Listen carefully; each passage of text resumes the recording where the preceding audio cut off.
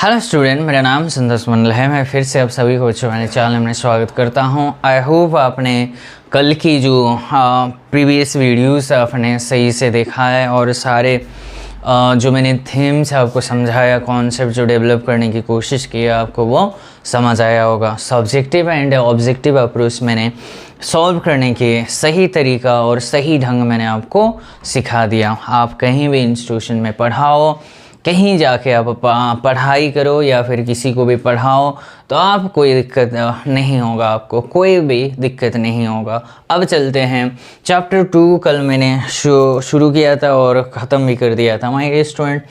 आज हम चैप्टर 3 पे जाएंगे, ठीक है। और ये वेरी इम्पोर्टेंट, मोस्ट इम्पोर्टेंट, ठीक है, बहुत ही ज़्यादा इम्पोर्टेंट है। या 2-3 कंसिडर करूँगा एक्सरसाइज ताकि वो समझ आ जाए। तो चैप्टर 3 में पहला हम पढ़ेंगे कि 3.1 ले लो बच्चों उसको, और कॉशी प्रॉब्लम है। कॉशी प्रॉब्लम है, this is Cauchy problem. So most important है ये कॉशी प्रॉब्लम। एग्ज़ाम में पूछे जाएंगे। क्वेश्चन कैसे आएंगे? गेट में बेसिकली ज़्यादातर क्वेश्चन इसमें आते हैं। पार्शियल डिफरेंशियल इक्वेशन में क्वेश्चन अगर आते हैं तो कॉशी प्रॉब्लम से आते हैं। अब एक्सटेंड करेंगे धीरे धीरे, लेकिन ये कॉशी प्रॉब्लम होता क्या है, कैसे क्वेश्चन आएंगे, वो आपको समझना है। आप पूछेंगे सर इसे क्वेश्चन मतलब ये चैप्टर 3 में पीडी में चैप्टर 3 में क्वेश्चन है, ऐसे कैसे हम समझ जाएंगे? यही तो मतलब होता है बेटा। हमेशा आप लीनियर पढ़ो, कॉम्प्लेक्स पढ़ो, रियल पढ़ो, वो चैप्टर वाइज आप पढ़ते हैं ना, वो दिमाग में वो सेट कर लो ताकि वो एग्ज़ाम हॉल में आप बैठे हुए हैं और क्वेश्चन आपके पास आया हुआ है, देखते पता चलना चाहिए कि भाई ये चैप्टर 3 से, चैप्टर 4 से, चैप्टर 3.1 से ये ऑब्जर्वेशन अगर आ गई तो एग्ज़ाम को पार करने का जो है ना जंग आपने जीत चुके हैं, जीत गए हो बच्चों। अगर ये जो आप कम्युनिकेट के गैप अगर ज़्यादा बहुत रहता ना, गैप मेंटेन करना है, ठीक है। तो इसलिए मैं हमेशा बोल रहा हूँ कॉशी प्रॉब्लम कैसे समझ आएंगे, ये चैप्टर 3 से क्वेश्चन आएंगे। तो ये क्वेश्चन देखो कि भैया वर्किंग प्रोसीजर, वो क्वेश्चन ऐसे हुए पूछेगा कि फाइंड the integral surface, ठीक है, of partial differential equation, कुछ भी दिया होगा। तो क्वेश्चन इस चैप्टर 3 में से आया हुआ है, क्या देखेंगे भाई? अगर क्वेश्चन में फाइंड द इंटीग्रल सरफेस अगर पूछा है तो पार्शियल डिफरेंशियल इक्वेशन का चैप्टर 3 में आया हुआ है, ठीक है। कैसे काम करेंगे? बहुत आसान है। थोड़ी बहुत चीज़ें में आपको याद रखना होता है बेटा। पार्शियल डिफरेंशियल में ज़्यादातर फॉर्मूला आपको याद रखना पड़ता है, लेकिन आसान तरीके से मैं बताऊंगा ना कैसे याद करेंगे। उससे भी कोई प्रॉब्लम आएंगे क्या आपको? कोई नहीं आना चाहिए। तो वो आसान मैं समझा देता हूँ क्या करना है। तो वर्किंग प्रोसीजर ले लो, वर्किंग रूल ले लो, ताकि आप एग्ज़ाम हॉल में बैठे हैं क्या करोगे। पहला स्टेप सुनो, ये जो दिया होगा ना बच्चों फाइंड द इंटीग्रल सरफेस में काम क्या करोगे? सुनो, आपको कुछ नहीं करना है, राइट डाउन ऑक्सिलरी इक्वेशन, ठीक है। ऑक्सिलरी इक्वेशन ऑफ किसका? हमेशा तो लैग्रेंज इक्वेशन देगा किस पर? P plus capital q is equals to r. इनमें से ऑफ इसका आप ऑक्सिलरी इक्वेशन बना सकते हो। क्या है? dx by capital P, dy by capital Q is equals to dz by capital R। आप स्किप मत करना बेटा, वीडियो को स्किप करोगे तो मैं ऐसे कहीं कहीं लाइन बोलता हूँ जो कि बहुत इम्पोर्टेंट है, क्योंकि मैं आपको नेट गेट की जो सारे सिलेबस है ना वो डिटेल में पढ़ाता हूँ। ऐसे कुछ मेरे को बेनिफिट नहीं होता, लेकिन वो जो बच्चे में मेरी जो इच्छाएं हैं, मेरी जो डिज़ायर है वो फुलफ़िल करता हूँ मैं, वो बच्चे भी बेनिफिट हो जाएं, इसलिए मैं सारे डिटेल में करता हूँ। तो स्किप मत करो, बिल्कुल भी स्किप नहीं करना है, ठीक है। तो वर्किंग रूल ही काम है, सिर्फ इतना काम का वर्किंग रूल जिसने सीख गया लिख लो इसको, आपको कहीं किसी नोट्स में नहीं मिलेंगे इसको। दूसरी स्टेप क्या करना है कि भैया ये जो आपने कर दिया है, आप फाइंड सोल्यूशन फाइंड आउट करो। फाइंड सोल्यूशन, दैट इज क्या आपको फाइंड आउट करना है, ये कोई भी C1 एंड C2 आपको फाइंड आउट करना है। And you know that C1 क्या है, u is a function of x y z है, एंड C2 क्या है, v is a function of x y z है। दिस इज योर u भी है ना, इंडिपेंडेंट दो सोल्यूशंस होते हैं। अब पूछेंगे कि सर C1 C2 कैसे फाइंड आउट करें, ये भी क्वेश्चन है। कुछ नहीं करना है, मैंने प्रीवियस वीडियो से बनाता दिया, इसलिए C1 C2 आपको अगर कंपैरिजन से मिलता है तो कंपैरिजन से करो। 4 ही मेथड है, डायरेक्ट इंटीग्रेशन एक होता है लाग्रांजेस मेथड में 3 है ना, एक मल्टीप्लायर ढूंढ के भी कर सकते हैं। कौन से क्वेश्चन तो देख के ही पता चलेगा किससे कैसे हम करेंगे। तो वो क्वेश्चन देखिए हम C1 C2 को अपनी तरफ से हम फाइंड आउट करेंगे। इसके लिए कुछ शॉर्ट मेथड नहीं है बच्चों, there is no short method, यही ऐसे ही हमको काम करना है। थोड़ा समय लगेंगे, 5 मिनट लगा दो, 4.75 मार्क्स आ जाएंगे या फिर 3 मार्क्स आ जाएंगे, ठीक है। C1 C2 आपको फाइंड करना है, ठीक है, बहुत बढ़िया सर। थर्ड स्टेप में जो गिवन कॉर्ब एक दिया होगा बच्चों आपको, यू हैव टू गिवन ए कॉर्ब। ये जो integral surface for the passing through, ये ऐसे दिखाई देगा, पासिंग थ्रू द कॉर्ब सी। एक कॉर्ब आपको गिवन होगी, उस कॉर्ब को ना आप रिप्लेस कर दो। कैसे, x ऑफ t से मतलब रिप्रेजेंट कर लो, y of t z of t। समझ आया क्या मैंने बोला?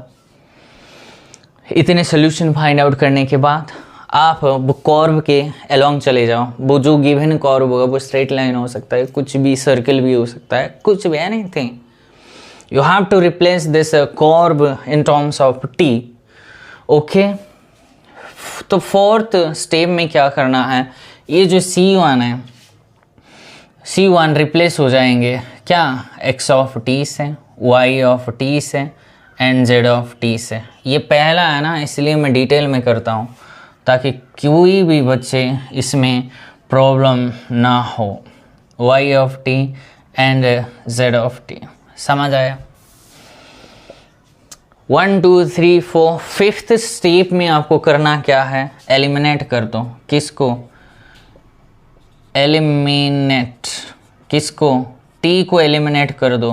फ्रॉम, कहाँ से, फ्रॉम C1 एंड C2 से t को एलिमिनेट कर दो। कैसे करेंगे सर, वो क्वेश्चन सॉल्व करूँगा ताकि आपको वो समझ आ जाएंगे।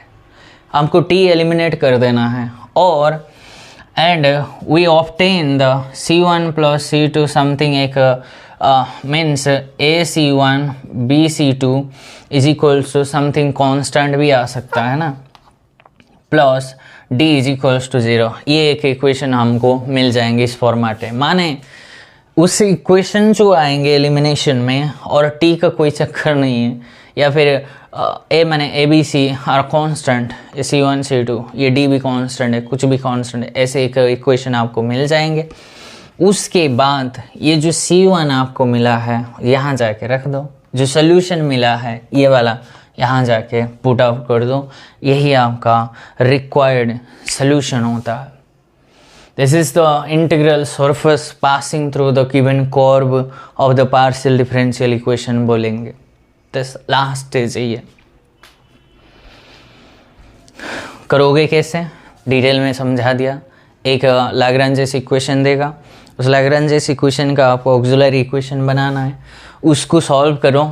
जैसे मैंने पिछले वीडियोस में 4 मेथड सिखाया था C1 C2 फाइंड आउट करने के लिए, उसको अप्लाई करके आपको C1 C2 फाइंड आउट कर लो।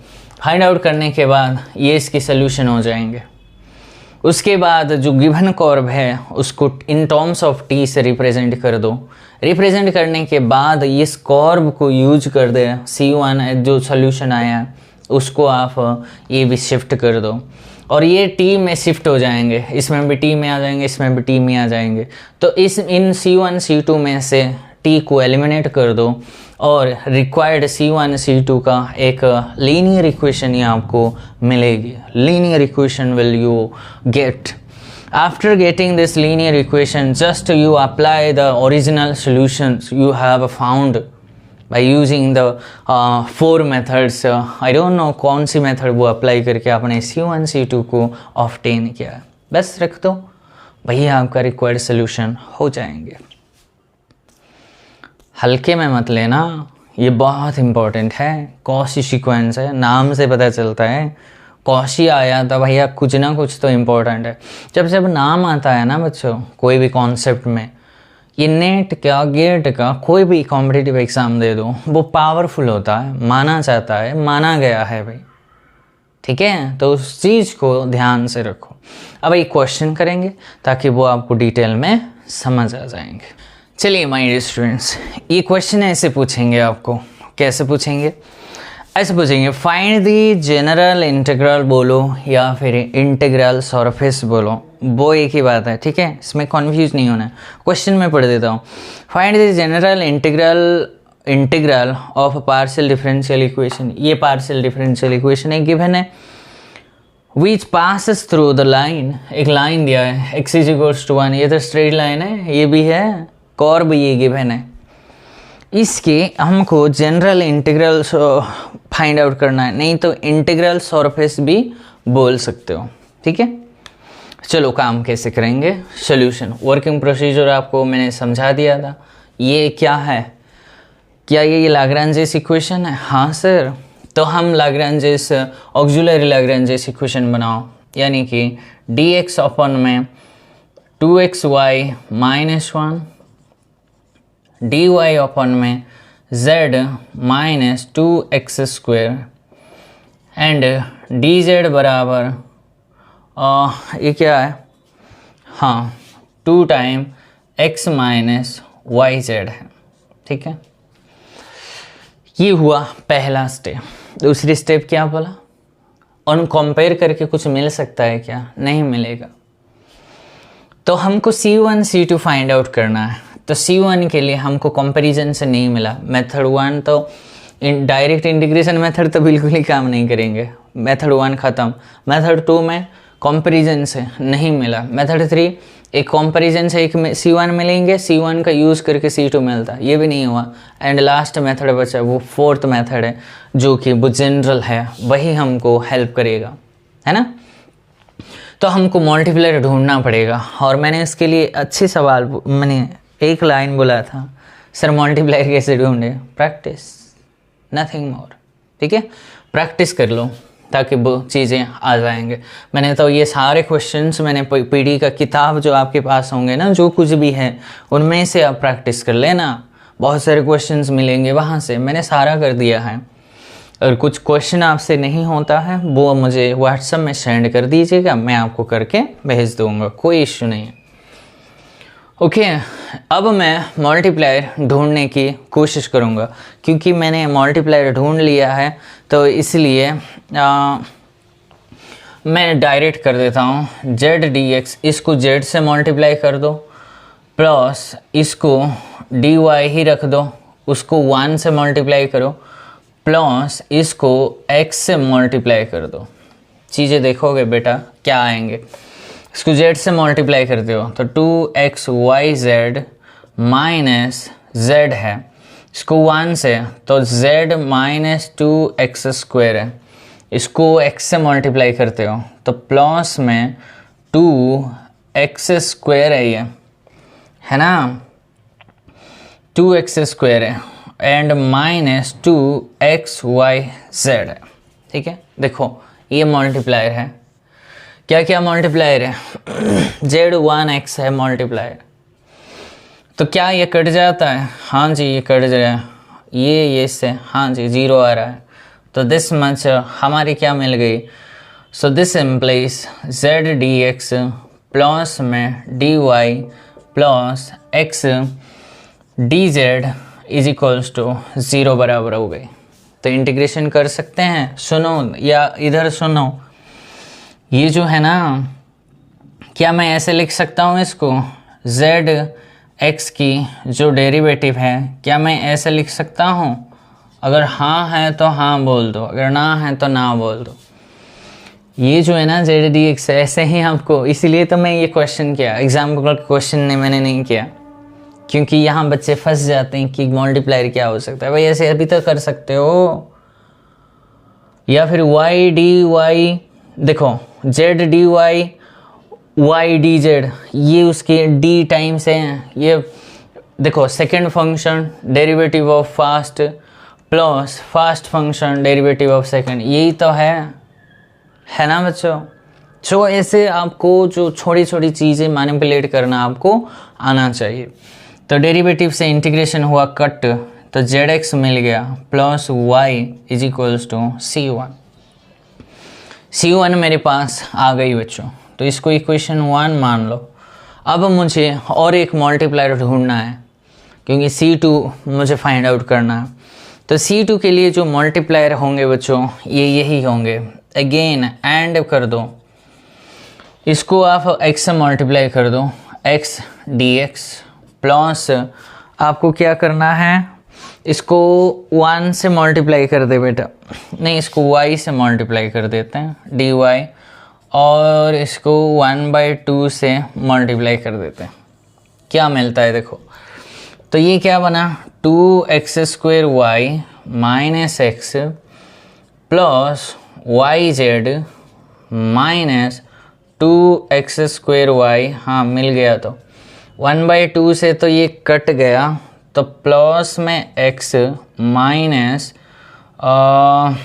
वाई जेड, ठीक है, कटा, ये इससे कटा, ये इससे कटा, ये इससे कटा, हाँ 0 आया। तो x dx plus y dy plus 1/2 dz बराबर 0 आया।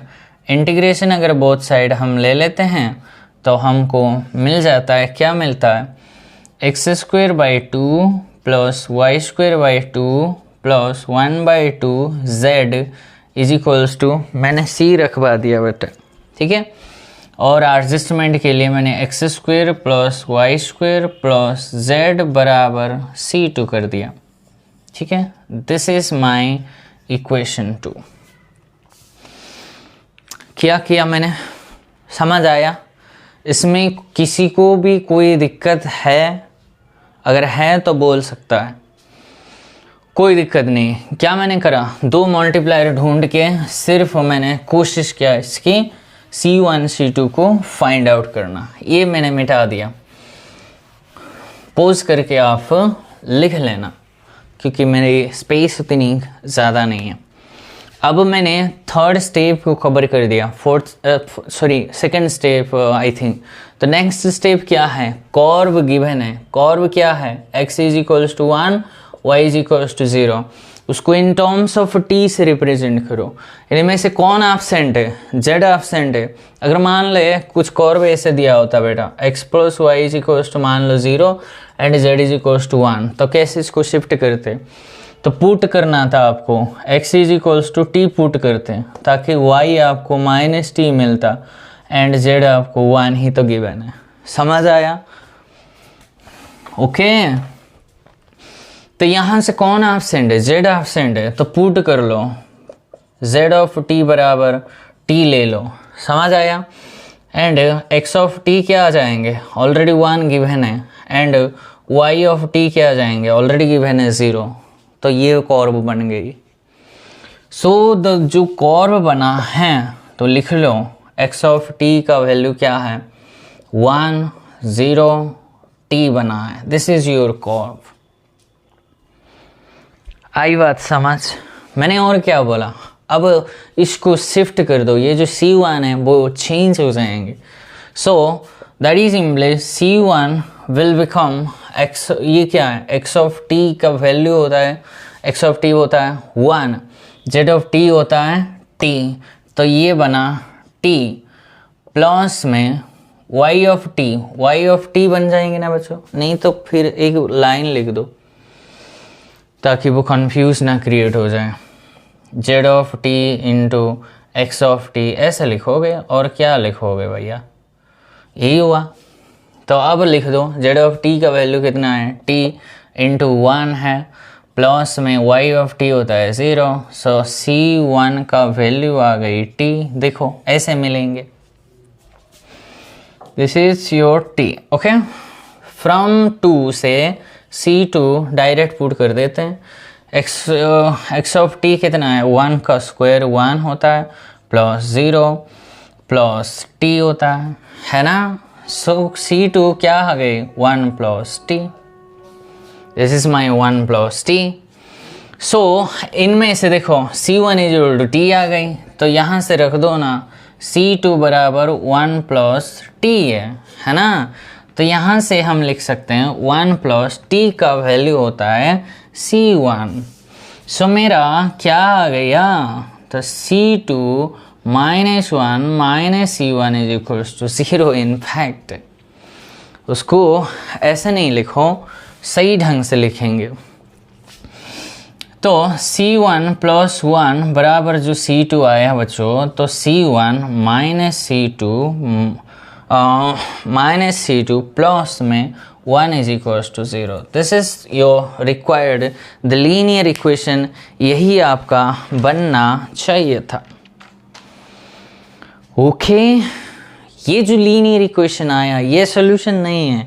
अब जो जनरल सोल्यूशन आपके पास हुआ उसको हम पुट करेंगे, तो क्या लिखेंगे, देयरफॉर द जनरल या फिर द इंटीग्रल सरफेस जो आएंगे वो क्या आएंगे बच्चे, यहाँ लिख देता हूँ, integral surface will be my C1 कितना है, यही है, क्या है, x z plus y minus C2 है, माइनस C2 यही है, minus x square minus y square minus z plus 1 is equal to 0। This is the required solution.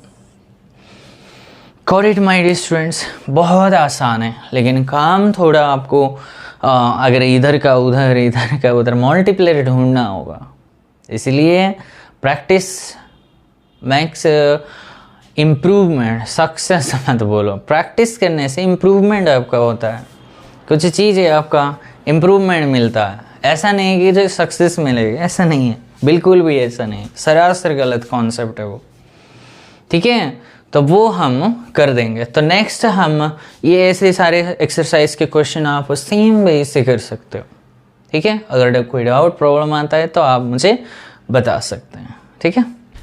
चलिए my dear students, next chapter 3.2 मैंने लिया है।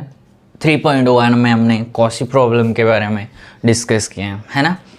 अब जो चैप्टर 3.2 मैंने लिया है, अब थोड़ा इस चीज़ को आगे बढ़ाते हैं। क्या बात करेंगे, हमने सरफेस इंटीग्रल हमने निकाल ली, वो जो अब क्या होता है, सॉल्यूशंस ऐसे आएंगे, इनफाइनाइट आएंगे या फिर फाइनाइट आएंगे या फिर यूनिक आएंगे। मीन्स सॉल्यूशन एग्जिस्ट होता है भी कि नहीं है। अगर होता है तो हम जानते हैं कितना होता है, या फिर यूनिक होगा या फिर मोर देन 1 होगा, है ना, या फिर नो सॉल्यूशन, 3 ही तो केस है, एक ही होगा या फिर एक से ज़्यादा को हम इनफाइनाइटली बोल देते हैं एंड नो सॉल्यूशन, और तो कोई नहीं है। एंड यूनिकनेस की गारंटी के बारे में बात करेंगे, ठीक है। ये भी क्वेश्चन कैसे आएंगे सर, ये भी ऐसे आएंगे। एक क्वेश्चन कैसे आएंगे जानते हैं, मैं आपको क्वेश्चन का फॉर्मेट बता देता हूँ ताकि आपको समझने में आसान हो जाए। क्वेश्चन ऐसे आएंगे कि भैया कंसीडर द कॉची प्रॉब्लम, एक कॉची प्रॉब्लम देगा, check whether equation has a unique solution है कि नहीं, पासिंग थ्रू द कर्व। देखो कर्व भी एक देगा, पहली बात कर्व देगा, दूसरी बात हमको सॉल्यूशन इंटीग्रल सरफेस एक कॉची प्रॉब्लम देगा, थर्ड हमको उस कॉची प्रॉब्लम का सॉल्यूशन होगा कि नहीं, अगर होगा तो कितना है, उसके इतने बारे में हम डिस्कस करेंगे। ठीक है, उसके लिए भी सेम वर्किंग प्रोसीजर में लेता हूँ ताकि आपके लिए सारे आसान में बना देता हूँ बच्चों। ठीक है, तो आपके लिए ही तो आसान करवा देते हैं हम। तो एक इक्वेशन तो देगा हमको p p plus q q is equals to r. What is this? This is called the Lagrange's equation. Lagrange's equations की हम यूज करके एक कर्व देगा। अब की बार हमने कौशी प्रॉब्लम में कर्व क्या लिया था बच्चों? X of t, y of t, z of t. हम यहाँ थोड़ा चेंज करेंगे। क्या चेंज करेंगे सर? एक्स नॉट टी लेंगे एंड वाई नॉट टी लेंगे एंड जेड नॉट टी लेंगे। इसमें आपको कोई दिक्कत है? सिर्फ नॉट को हम इंट्रोड्यूस करेंगे। बहुत बढ़िया है सर। मुझे बताओ माय डियर स्टूडेंट्स, ये जो पी क्यू आर होता है, these are the function, in fact this continuous function है ना, continuous function of x y z के फॉर्मेट में होते हैं। तो ये जो है ना, हम जानते हैं p this is a function of x y z है एंड क्यू भी q is a function of x y z है एंड आर ये भी एक function of x y z है ना। तो ये जो आप ऐसे लिख लेना। थर्ड स्टेप में क्या करोगे? सुनो, आपको कॉन्स्ट्रक्ट करना है। Construct P not. क्या है पी नॉट? कुछ नहीं है, यही तो है, यही तो है माय डियर स्टूडेंट, और कुछ भी नहीं है, डरो मत। ठीक है, एंड ब्ला ब्ला ब्ला। इसका भी ऐसे करोगे, इसका भी ऐसे करोगे, ख़त्म। क्या आपको करना है? P not, q not and r not आपको कॉन्स्ट्रक्ट करना है। उसके बाद फाइंड आउट करना है क्या? D x not by d t, d y not by d t, d z not by d t. You have to find this only. समझ आया? एंड 1 2 3 4 5 सॉरी हाँ, ये जो है ना 6th स्टेप, लास्ट स्टेप, आपको एक डेल्टा बनाना है। ये डेल्टा क्या है? डिटर्मिनेंट है। किस किस चीज़ का? P not and q not का डिटर्मिनेंट है। पी नॉट क्यू नॉट है, बस इतना ही रखना है। सर आर नॉट वो आएंगे बाद में।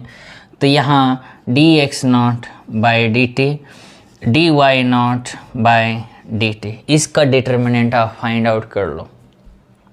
अब बात को बढ़ाते हैं, केस 1 पे आ जाओ।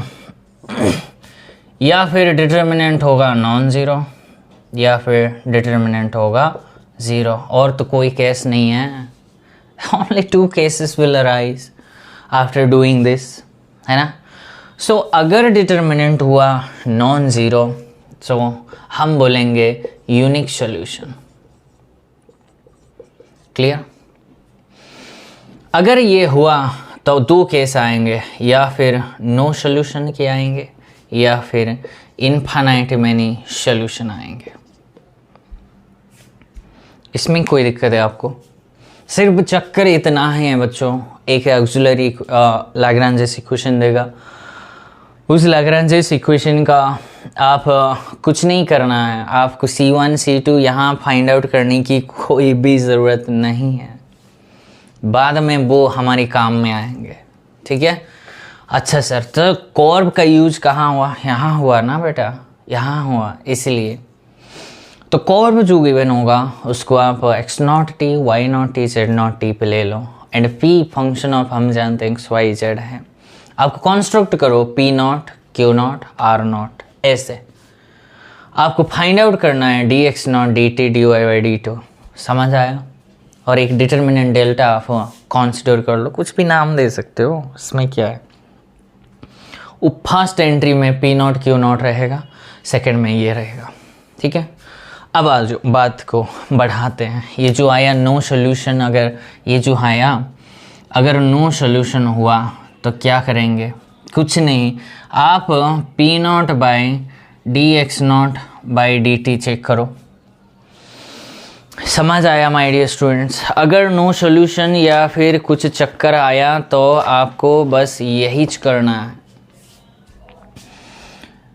And q not by d y not by d t check करो, एंड सॉरी ये आर नॉट है माय डियर स्टूडेंट, ये r not by d z not by d t, ये चेक करो, तीनों को इक्वल ले लो। अगर ये इसके आया तो नो सॉल्यूशन है, अगर सारे तीनों इक्वल आया तो सॉल्यूशन इनफाइनाइटली है। कोई दिक्कत है आपको? आपके पास सारी चीज़ें अवेलेबल होंगे बच्चों, सिर्फ पुट करना है। क्या तीनों इक्वल हैं? तीनों अगर इक्वल है इनफाइनाइट सॉल्यूशन है। अगर ये दो इक्वल है लेकिन लास्ट टर्म इक्वल नहीं है तो भैया नो सॉल्यूशन के केस आएंगे। अगर डिटर्मिनेंट हुआ नॉन जीरो तो यूनिक सॉल्यूशन हुआ, अगर तो दो केस आएंगे। कैसे करेंगे वो सारे क्वेश्चंस हम अगले वीडियोस में हम करेंगे, ठीक है।